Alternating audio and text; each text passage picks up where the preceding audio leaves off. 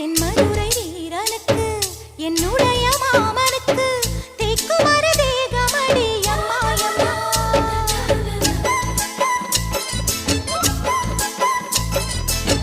மாமன் பெற்ற பெண்ணுனக்கு மையெழுதும் கண் எதுக்கு என்னை வந்து கொல்லுதடி எம்மாயம்மா.